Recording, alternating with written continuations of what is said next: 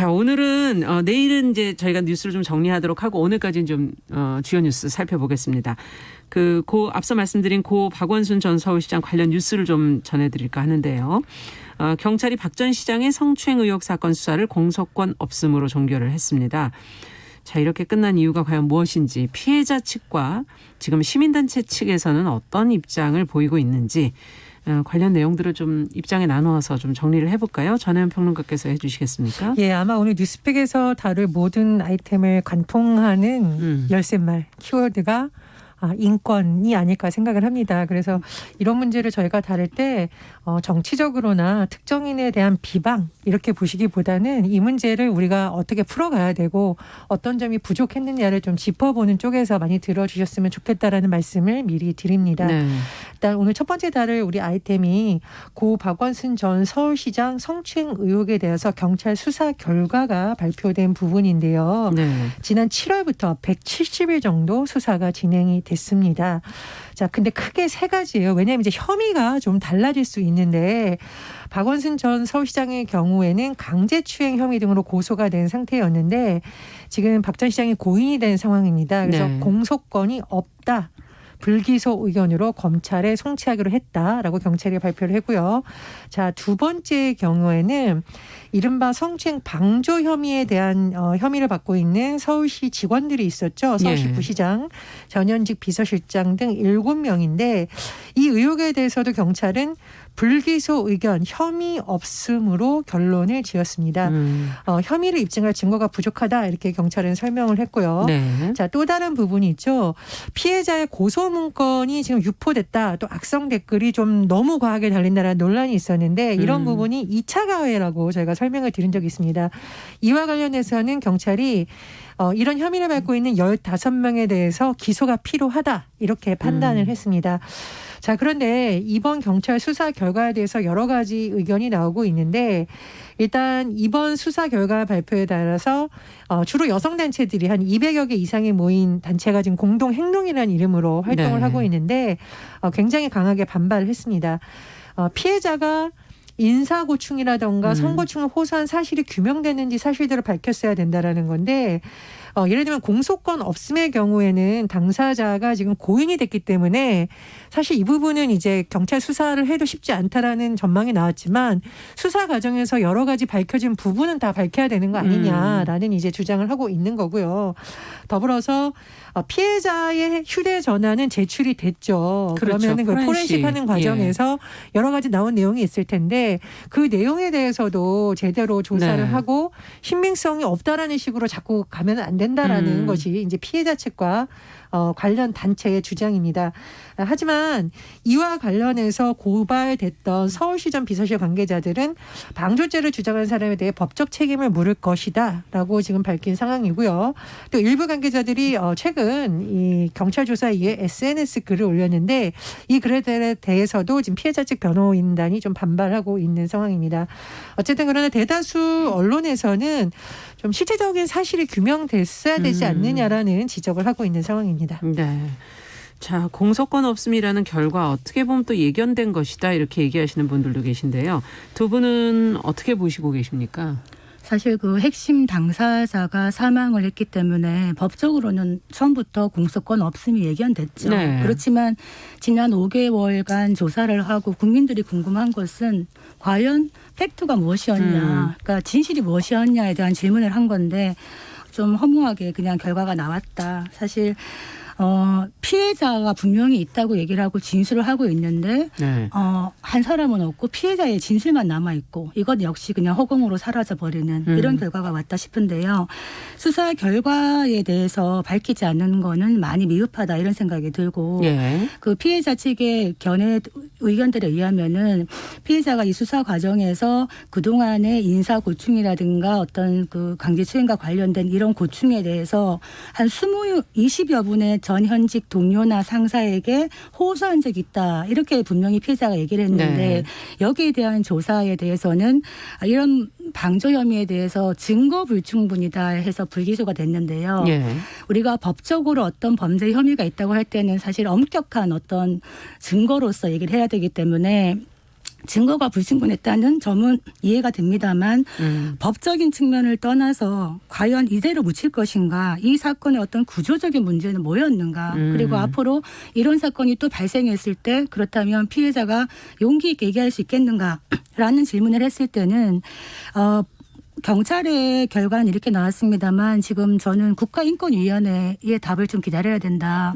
국가인권위원회에서 지금 직권으로 조사하고 있거든요. 이 네. 부분을. 그래서 그동안에 이런 어떤 사실과 또 어떤 전반적인 선출직 공무원에 대한 이런 범죄 사건의 처리 절차 등에 대해서 조사를 하고 있는데 이런 부분을 곧 발표할 거라고 하니 경찰과는 좀 다른 어떤 구체적인 사실을 우리가 들을 수 있지 않을까 이런 기대를 하고 해봅니다. 계시는 거군요. 네, 어떻게 보십니까? 이 지금 구조라는 말에 저는 굉장히 주목을 하고 있는데 우리 사회에서 여러 가지 일어난 사건들이 어디서 본 사건 같다라는 경우가 굉장히 많죠. 그렇죠. 그렇다면은 이것은 개인의 문제인 걸 넘어서 이런 사건이 발생할 수 있는 구조적인 문제가 우리 사회에 있다라는 점을 네. 우리가 꼭 한번 생각을 해봐야 됩니다. 왜냐하면 우리는 그 사회 구조 안에서 살고 있기 때문이에요. 우리 가족들도 그 구조 안에서 직장 생활을 하거나 뭐 다른 사회 생활을 하고 있는 경우가 있습니다. 그래서 어떤 위계에 의한 이런 문제를 정영애 지금 이제 여성가족부 장관 임명이 됐으니까요. 지적을 한 바가 있는데 그런 점을 좀 짚어봐야 된다라고 네. 생각을 하고요. 각 관련 지자체든 뭐 어떤 공무원이든 이런 부분을 통해서 좀 많은 부분을 점검을 해야 된다는 생각이 듭니다. 여가부 장관이 최근에 이제 취임 별도로 행사를 하지 않고 취임사를 낸 부분을 보면 그런 부분에 대해서도 많이 신경을 쓰겠다라고 했는데 그런 부분에 대한 점검은 다시 돼야 된다라고 생각을 하고요. 예. 두 번째로 박사님 말씀하신 것처럼 국가인권위원회가 사실 조사는 할 수 있는데 많은 한계가 있습니다. 그럼에도 불구하고 부분에 있어서 법적으로는 혐의 부적으로 됐다라고 하더라도 실제로 인권 침해가 있었던 부분이 있다라면 정확히 짚어야 됩니다. 그래서 그런 부분 조금 더 지켜봐야 된다라고 생각을 하고요. 마지막에 제가 정말 이거 우리 평범한 시민들도 할 수 있고 관심을 가져야 되는 이 2차 가해 문제 꼭 말씀을 드리지 않을 수가 없어요. 우리가 인터넷에 댓글 달거나 누군가에 대해서 SNS로 비방하는 거 표현의 자유라는 이름으로 너무 남용되는 경우가 많습니다. 특히 본인이 당사자가 아닌데도 마치 당사자인 것처럼 가짜뉴스 수준의 뉴스를 만들어서 특정인을 비방하거나 모욕주는 행동은 사실 굉장히 문제가 될 수 있거든요. 그래서 이번에 2차 가해자들이 기소 의견으로 송치가 됐었는데 이런 그릇된 부분은 반드시 법원에서도 엄중히 판결을 내려야 된다 이렇게 생각을 합니다. 그 여성폭력방지법을 살펴보면 네. 지금 말한 2차 피해 관련해 가지고 2차 피해 방지를 위해서 정부가 노력할 책무가 분명히 있습니다. 명시가 되어 있는데 과연 이런 구조적인 문제 하에서 정부나 적극적으로 나서서 2차 피해에 대한 방지나 아니면 처벌을 하지 않는다면은 지금도 피해를 받고 있을 수 있는 수많은 피해자들이 과연 공개적으로 얘기를 할 수 있겠는가. 그래서 2차 피해라는 거는 피해자가 얘기한 것들에 대해서 피해자가 거짓말을 하고 있다든지 아니면 진술의 신빙성 같은 걸 끊임없이 탄핵하는 것이거든요. 이런 것이 공공연하게 일어나는 거는 막아야 되겠다. 지금 어쨌든 기소를 했기 때문에 법원의 판단을 기다려봐야 되겠습니다. 네. 지금 구조적으로 좀 점검할 내용들이 있고 수사 결과를 확연히 밝히지 않은 부분 조금 아쉽다 이런 얘기를 두 분이 해주셨어요. 자, 앞으로 또 추후 저희는 국가인권위원회 조사 결과도 좀 더 지켜보도록 하겠습니다. 자, 다음 뉴스는 앞서 말씀드린 것처럼 서울 동부구치소의 코로나19 감염 확산이 지금 심각하다는 보도인데요. 확진자 수가 지금 단일 시설로는 지금 최대로 나오고 있거든요. 전수검사가 좀 늦은 거 아니냐 하는 그런 지금 보도 지적들이 나오고 있고요. 관련해서 법무부와 서울시가 좀 서로 다른 입장을 지금 얘기를 하고 있는데 어떻게 된 것인지 무엇이 지금 여기서 좀 저희가 들여다봐야 될 대목인지 전평론가께서 좀 얘기를 해 주시죠. 예, 서울 송파구에 있는 동부구치소의 코로나19 확진자가요. 오늘 아침 뉴스를 보니까 790명을 벌써 넘어섰습니다. 네. 여러 가지 지적이 나오고 있는데 문제는 이제 첫 확진자가 나온 시점이 지난달 27일이라고 합니다. 지난달. 예. 구치소 직원 한 명이 이제 가족으로부터 감염이 됐고 접촉자 중심으로 진단 검사를 해보니까 직원 11명이 추가로 확진됐다. 이 뉴스가 이미 나왔습니다. 그런데 그렇죠. 문제는 뭐냐면 전수검사를 언제 했냐. 그러니까 예. 직원이라던가 수용자 전원을 언제 했냐. 지난 18일이라고 해요. 그러니까 공백이 너무 길었던 거 아니냐라는 한 3주? 지적이. 뭐, 그렇습니다. 3주간의 공백이 생겼으면 이건 좀 너무한 거 아니냐는 지적이 나오고 있고 특히나 이 동부구치소의 경우에는 왜 아파트식이라고 하잖아요. 쫙 펼쳐져 있어서 그래도 좀 더 넓게 펼쳐져 있는 것이 아니라 아파트식이라는 것은 환기가 잘 안 위로 됐어요. 올라가 그렇죠. 있다는 위로 얘기인가요? 올라가는 거죠. 예. 밀집도가 높은 시설이었다. 그렇다면 더 촘촘하게 방역을 했어야 되는 것 아니냐는 지적이 지금 나오고 있는 겁니다. 네. 그런데 이제 보통 우리가 두 가지 당국을 얘기할 때 법무부 서울시를 얘기를 하고 있는데 관할 기관이라고 할 수 있죠. 그렇죠. 이제 예. 법무부에서는 지자체가 좀 문제가 있다. 수용자 확진 당시에 전수검사 필요성을 제기를 했는데 서울시와 송파구에서 큰 의미가 없다며 받아들이지 않았다라는 것이 법무부의 입장을 요약한 것이고 서울시 같은 경우에는 관계기관이 합의한 사안이었는데 법무부가 사실과 다르게 지금 하고 있고 서울시와 송파구에 일방적으로 책임을 떠넘긴다라고 유감을 표명하고 있습니다. 근데 사실 시민들 입장에서는 법무부 책임이든 서울시 책임이든 그게 이런 중요한 게 사태를 아니죠. 예. 당국에서 좀 막았어야 되는 거 아니냐라는 것도 있고요. 또 그리고 아무리 이곳이 구치소라고 하지만 밀집되어 있고 환기도 안 되고 이랬다면은 대규모의 확진자가 나올 수 있는 환경이라는 것을 많은 사람들이 예측할 수 있었는데 대응이 너무 늦었던 것 아니냐는 그러네요. 지적이 나오고 있습니다. 네. 자, 왜 이 양쪽 기관이 이렇게 입장이 다른 것인지 뭐 이거야 좀 더 정확히 밝혀봐야 되겠지만 이 조치가 또 3주 후에나 이게 전수검사를 했다는 거는 좀 조치를 빨리 했다면 이런 상황까지는 안 가지 않았을까 하는 또 아쉬운 부분도 있고요. 두 분은 어떻게 보십니까? 법무부와 서울시가 책임 공방을 한다고 하는데 교정시설의 최종적인 책임은 법무부가 갖고 있죠. 그렇기 때문에 법무부가 안이한 대응을 했다라고 얘기할 수밖에 없습니다. 그 처음 확진자가 나오고 나서 3주 이후에나 전수조사를 했다는 거는 네. 굉장히 늦어진 것이고요. 또한 그 밀집, 밀접, 밀폐 아닙니까? 이 그렇죠. 수용시설 공간 자체가 그렇다면 더 세심한 방역 조치를 먼저 했어야 되는데 실제로는 뭐 예산이 부족하다. 이런 이유로 법무부의 얘기에 의하면 마스크도 제대로 좀 지원이 안 되었다. 이런 얘기를 보면 물론 뭐 구치소에 가 있는 분들이 본인의 기책 사유로 갔습니다만 어쨌든 공권력에 의해서 수용되어서 마음대로 다니지도 못하는 이런 상황에서 이분들의 안전과 인간적인 생활이나 인권 이런 부분에 대해서 좀 더 신경을 썼어야 되지 않겠나 이런 생각이 드는데 동부구치소가 이제 그 수용자분들이 가시는 게 미결수들이 주로 가시잖아요. 최신 건물이고 시설이 굉장히 좋아서 다들 거기를 가기를 많이 원하시는 그런 곳이거든요. 네. 그런데 그러다 보니까 정원의 116% 과밀 수용이 되어 있습니다. 이런 상태에서 이분들을 이 확진자와 비확진자를 분리 수용할 공간도 많이 부족하고 네. 또 실제로 동부구치소의 확진자 70여 분이 벌써 법원에도 왔다 갔다 했다. 왜냐하면 재판을 계속 왔다 그렇죠. 갔다 하기 때문에 그러면 또 다른 지역사회 전파가 있을 수 있었다. 저는 큰 구멍이 났다. 그래서 법무부의 안이한 초동 대처가 사실은 확진세를 좀 키운 원인이 되었다. 이런 생각이 들고요. 이 뭐 수용시설뿐만이 아니라 지금 장애인 시설이라든가 예. 요양병원 같은 집단 시설에서 지금 계속 문제죠. 예, 계속적으로 큰 확진자가 나오고 있는데 사실 이런 식으로 이제 코호트 격리라 그러면 그 안에서 뭔가 이게 치료가 돼야 되는데 사실은 치료가 상실된 이런 상황에서는 단순히 가둬놓는 수밖에 없다. 이렇게 되면은 이거는 큰 문제가 있을 수 있기 때문에 이런 부분 전체를 사실은 방역 당국이 봐야 된다. 이런 생각이 듭니다. 네, 어떻게 보십니까? 일단 이제 뭐 마스크 지급 여부에 대해서는 법무부가 또 해명을 하고 있는데 어쨌든 이 부분에 대해서는 좀 정확한 조사가 돼야 되지 않나 싶습니다. 왜냐하면 제가 이제 조사를 하려는 거는 책임을 묻는 것도 있지만 다시는 이런 실수를 하면 안 되잖아요. 예. 우리가 메르스 사태와 코로나19 사태를 겪으면서 와 초기 방역이 얼마나 중요하고 그렇죠. 어떤 점에서 문제가 있는지를 짚어야 유사한 사태가 일어났을 때 그것을 막을 수가 있거든요. 얼렁뚱땅 넘어가면 다음에도 똑같은 일이 발생할 수 네. 있기 때문에 지금 양측이 서로 책임을 미루고 있는데 어쨌든 어떤 점에서 부족했는지는 좀 정확하게 짚어야 되고요. 거기에 대한 조사는 좀 필요하다라고 봅니다. 두 번째로 이 사실 우리가 구치소 뭐 교도소 이런 얘기하면 말씀해 주셨듯이 귀책 사유가 있기 때문에 국민들이 일반적으로 감정이 안 좋을 수는 있지만 그렇다고 이런 위험이 발생할 수 있는 시설을 그대로 놔두는 것도 사실 좀 문제가 있는 그렇죠. 거죠.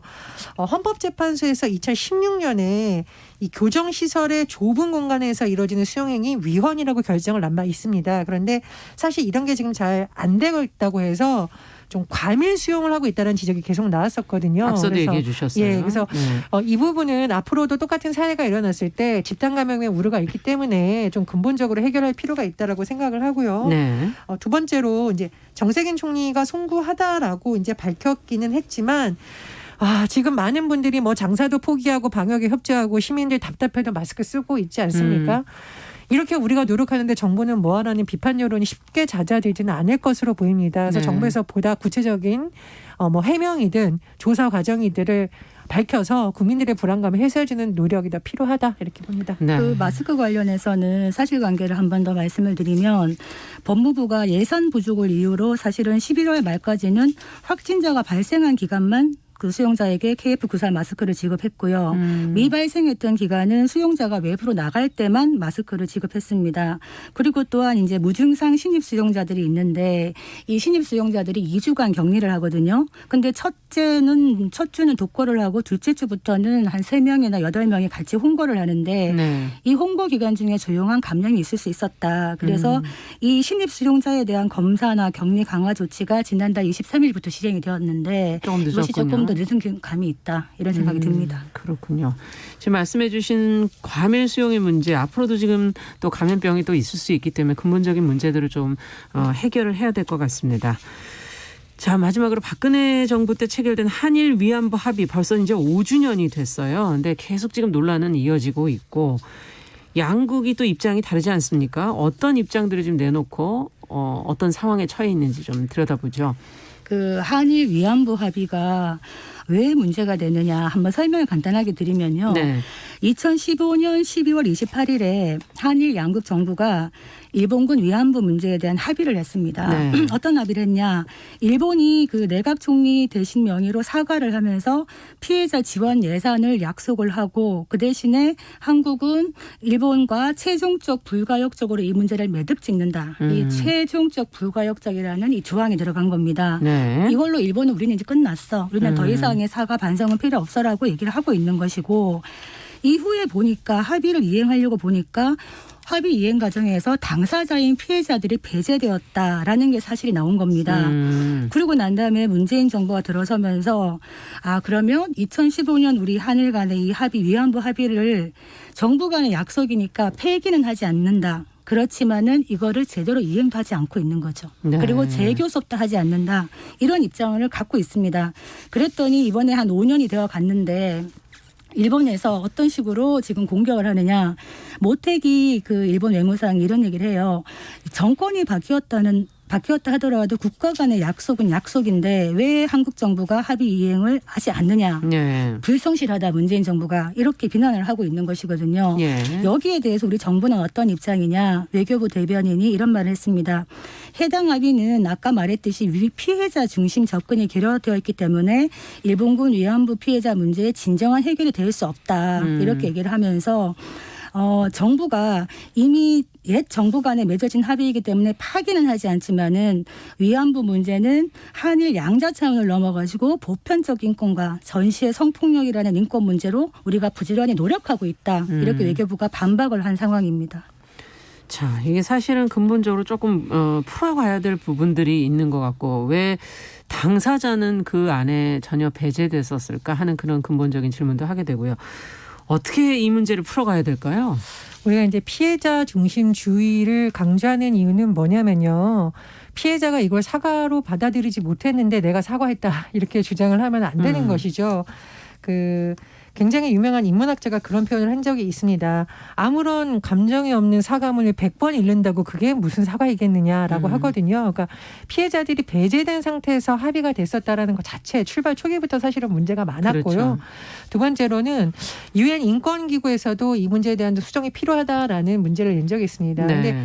유엔이라던가 이런 데서 이런 것을 접근하는 방법은 한일 간의 문제로 보는 것이 아니라요. 보다 근본적으로 이것이 보편적 인권의 그렇죠. 문제라는 것, 네. 네. 그리고 전시에서 어디에서나 발생할 수 있는 성폭력 문제라는 점에서 이것을 바라보고 있는 겁니다. 그래서 우리가 지난번에 왜 독일에서 위안부 철거상 논란된 문제도 예. 일부 독일 언론들이 이것을 한일 간 갈등 문제나 민족주의적 문제로 봤지만 많은 시민사회와 또 그 가운데 있었던 독일 일부 정치인들이 주장한 점은 그런 점이 아니다. 그렇죠. 이것은 보편적 인권과 우리가 반드시 다시는 반복하지 말아야 될 전시 성폭력의 문제라고 주장을 했던 부분이거든요. 그래서 저는 그런 관점에서 계속 이 문제를 바라봐야 된다 이렇게 생각을 합니다. 네. 이게 그래서 교훈이 뭐냐, 외교 협상을 할 때나 합의를 할 때는 정말 제대로 잘해야 된다.